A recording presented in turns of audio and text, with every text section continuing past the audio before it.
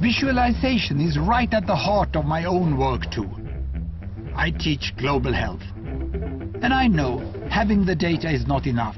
I have to show it in ways people both enjoy and understand. Now, I'm going to try something I've never done before. Animating the data in real space, with a bit of technical assistance from the crew.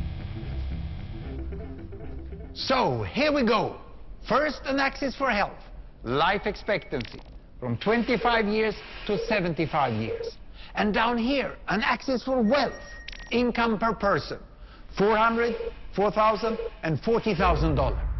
So down here is poor and sick, and up here is rich and healthy. Now, I'm going to show you the world 200 years ago, in 1810.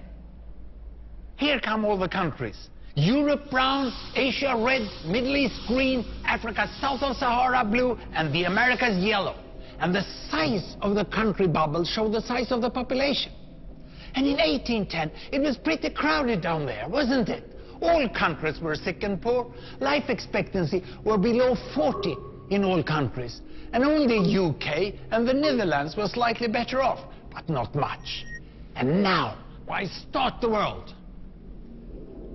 The Industrial Revolution makes countries in Europe and elsewhere move away from the rest.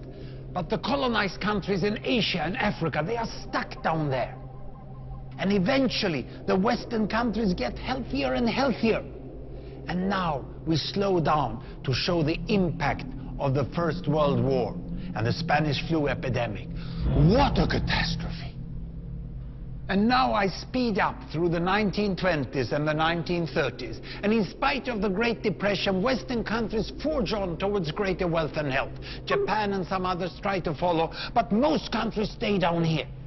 Now, after the tragedies of the Second World War, we stop a bit to look at the world in 1948. 1948 was a great year.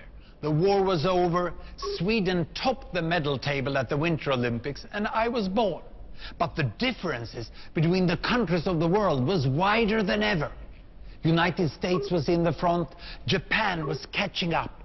Brazil was way behind, Iran was getting a little richer from oil, but still had short lives. And the Asian giants, China, India, Pakistan, Bangladesh and Indonesia, they were still poor and sick down here. But look what is about to happen. Here we go again. In my lifetime, former colonies gained independence, and then finally they started to get healthier and healthier and healthier. And in the 1970s, then countries in Asia and Latin America started to catch up with the Western countries. They became the emerging economies. Some in Africa follows.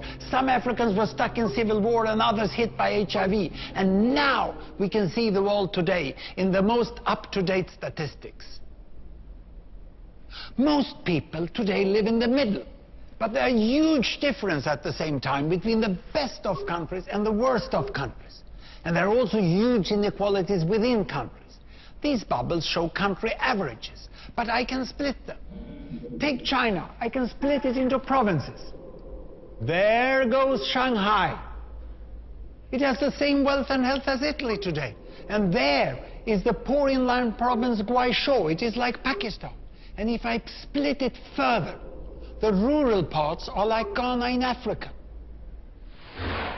And yet, despite the enormous disparities today, we have seen 200 years of remarkable progress. That huge historical gap between the West and the rest is now closing. We have become an entirely new converging world. And I see a clear trend into the future. With aid, trade, green technology and peace, it's fully possible that everyone can make it to the healthy, wealthy corner. Well, what you just seen in the last few minutes is a story of 200 countries shown over 200 years and beyond.